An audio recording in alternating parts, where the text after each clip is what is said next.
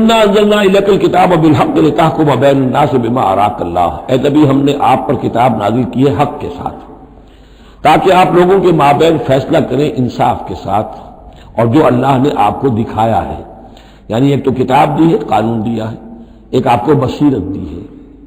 یہ اللہ تعالیٰ کی طرف سے بصیرت کی خاص ظاہر بات ہے کہ ایک جج بیٹھا ہوا ہے اور جج کے پاس سامنے کتاب ہے، فائل ہے، شہادتیں ہیں، گواہیاں ہیں۔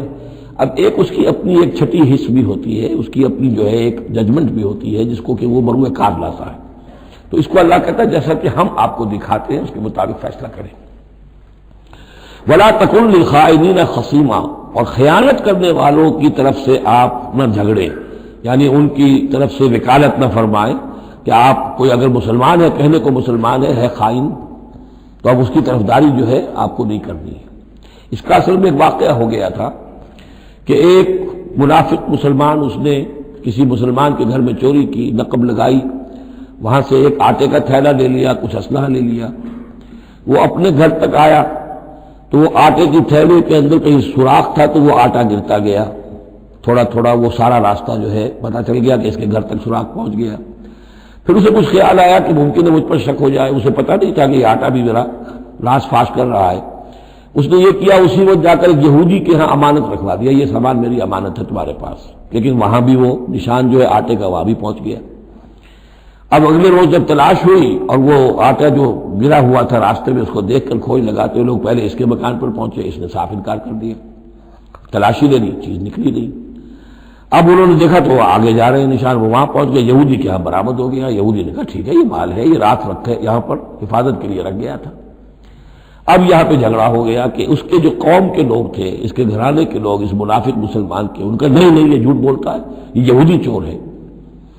اب وہ یہودی کا اور مسلمان جو منافق تھا اس کا مقدمہ تھا جو حضور کے سامنے آیا، اور پوری قوم، اس کا پورا گھرانہ جو ہے، وہ قبیلہ اس کا جو ہے وہ آ گیا شور بچاتے ہوئے اور قسمیں کھاتے ہوئے، ہمارا یہ آدمی تو بہت نیک ہے، اس پر خامخواہ یہ جھوٹا الزام لگ رہا ہے اور یہ ہے اور وہ ہے، یہاں تک کہ کچھ حضور کا دل بھی پسیجنے لگا اس شخص کے بارے میں۔ اس پر یہ آیت نازل ہوئی ہے، خیانت کرنے والے کی طرف سے آپ وکالت نہ کریں، اس کے سہارا نہ بنیں، اس کو مدد نہ پہنچائیں۔ وَلَا تَكُن لِلْخَائِنِينَ خَصِيمًا، اب خصیمہ بحث کرنے والا، للخائنین، علی الخائنین ہوتا تو خائنوں کے خلاف، خائنوں کے حق میں آپ دلیل نہ دیں۔ واستغفر اللہ، اور یہ جو بھی آپ کی طبیعت میں نرمی پیدا کچھ ہو گئی تھی، اس پر اللہ سے استغفار کیجئے۔ ان اللہ کان غفورا رحیما، یقیناً اللہ تعالیٰ بخشنے والا اور رحیم ہے۔ ولا تجادل عن الذین یختارون انفسهم، آپ مت جھگڑیے ان لوگوں کی طرف سے جنہوں نے کہ اپنے جانوں کے ساتھ خیانت کی ہے۔ اب ہم یہ امید لگائے بیٹھے حضور ہماری طرف سے شفاعت کریں گے، چاہے ہم نے بے ایمانیاں کی ہیں، حرام خوریاں کی ہیں، شریعت کی دجیاں بکھیری ہے، تو حضور گویا کہ ہماری شفاعت کریں گے۔ یہاں فرمایا جائے وَلَا تُجَادِلْ عَنِ الَّذِينَ يَخْتَارُونَ أَنفُسَهُمْ، مت جھگڑیے آپ ان لوگوں کی طرف سے، ان کی طرف سے وکالت مت کیجیے۔ ان اللہ لا يحب من كان خوانا اثیما، اللہ تعالیٰ کو بالکل پسند نہیں ہے وہ لوگ کہ جو خوان ہوں، خیانت کرنے والے اور گناہ گار ہوں۔ یستخفون من الناس ولا یستخفون من اللہ، یہ لوگ شرماتے ہیں اور چھپتے ہیں لوگوں سے، اللہ سے نہیں چھپتے۔ وَهُوَ مَعَهُمْ إِذْ يُبَيِّتُونَ مَا لَا يَرْضَىٰ مِنَ الْقَوْلِ، حالانکہ جب یہ راتوں کو مشورے کرتے ہیں مسلمانوں کے خلاف، حضور کے خلاف، یہ منافقین کی بات آ رہی ہے تو اللہ تعالیٰ ان کے ساتھ موجود ہوتا ہے۔ اگر تو ایمان ان کا ہو اللہ پر تو انہیں معلوم ہو کہ اللہ سن رہا ہے ہماری بات۔ یہ مسلمانوں سے ڈرتے ہیں، خفیہ رکھتے ہیں اپنی باتوں کو، ان بدبختوں کو یہ خیال نہیں ہے کہ اللہ وہ تو ہر وقت ہمارے پاس موجود ہے۔ وَكَانَ اللَّهُ بِمَا يَعْمَلُونَ مُحِيطًا، اور جو کچھ وہ کر رہے ہیں اللہ اس کا احاطہ کیے ہوئے ہے، یعنی اس کی پکڑ سے یہ کہیں باہر نہیں نکل سکتے۔ ہاں انتم ہؤلاء جادلتم عنہم فی الحیاۃ الدنیا، اب یہاں پہ اشارہ ہو رہا ہے وہ جو منافق مسلمان تھا، چور، اس کے جو گھرانے والے لوگ تھے کہ اے لوگوں تم نے دنیا کی زندگی میں تو ان کی طرف سے جھگڑا کر لیا، یہاں تک کہ حضور کو بھی بچلانے کی حد تک تم پہنچ گئے۔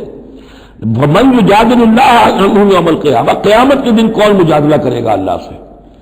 یہاں تم چھڑا بھی لو، حضور کو بھی فرض کیجئے، حضور نے فرمایا، یہ حدیث موجود ہے کہ میرے سامنے کوئی مقدمہ پیش ہوتا ہے تو کوئی ایک فریق زیادہ چرب زبان ہوتا ہے، اپنی بات کو پیش کرتا ہے اور میرے ہاں سے وہ غلط فیصلہ لے جاتا ہے۔ فرض کیجئے زمین کا کوئی ٹکڑا تھا اور میں نے غلط ڈگری اس کے حق میں دے دی، تو وہ سمجھ لے کہ چاہے میری عدالت سے ڈگری لے کر گیا ہے لیکن وہ جہنم کا ٹکڑا لے کر گیا ہے، زمین کا ٹکڑا لے کر نہیں گیا ہے۔ یہ تو معاملات ہیں کہ جو بھی عدل ہو رہا ہے، فیصلہ ہو رہا ہے، اس میں جو بھی کیسز ہیں، جو بھی گواہیاں ہو رہی ہیں، اس کے مطابق فیصلہ کر رہے ہیں۔ اب ہر وقت تو اللہ تعالیٰ کی طرف سے حضور صلی اللہ علیہ وسلم کے لیے ہر مرحلے پر تو نہیں تھا، جہاں اللہ ضروری محسوس کرتا تھا آپ کو متنبع فرما دیتا تھا۔ ہاں تم ہؤلاء، یہ تمہیں لوگ ہو، جادلتم عنہم فی الحیات الدنیا، تم نے بہت جھگڑا کیا ان کی طرف سے، اپنے ساتھی، اپنے رشتہ دار کی طرف سے دنیا کی زندگی میں۔ فمن یجادل اللہ عنہم یوم القیامہ، تو کون ہے جو اللہ سے جھگڑا کر سکے گا ان کی جانب سے قیامت کے دن؟ امن یکون علیہم وکیلا، یا کون ہوگا جو اس کا کارساز بن سکے گا، ان کا وکیل بن سکے گا؟ وَمَن يَعْمَلْ سُوءًا أَوْ يَظْلِمْ نَفْسَهُ، اور جو کوئی بری حرکت کرے گا یا اپنے اوپر ظلم ڈھائے گا، ثُمَّ يَسْتَغْفِرِ اللَّهَ، اور پھر اللہ سے استغفار کرے گا، يَجِدِ اللَّهَ غَفُورًا رَحِيمًا، وہ اللہ کو پائے گا غفور الرحیم۔ سیدھی روش ہے، غلطی ہو گئی، خطا ہو گئی، مان لو، جو دنیاوی سزا ہے وہ بھگت لو، اللہ سے استغفار کرو، آخرت کی سزا سے چھٹکارا مل جائے۔ اب اس سے بھی آگے ہے معاملہ، وَمَن يَكْسِبْ إِثْمًا فَإِنَّمَا يَكْسِبُهُ عَلَى نَفْسِهِ، جو کوئی بھی کوئی گناہ کماتا ہے وہ اپنی جان پر وبال لیتا ہے۔ وَكَانَ اللَّهُ عَلِيمًا حَكِيمًا، اللہ تعالیٰ علیم اور حکیم ہے۔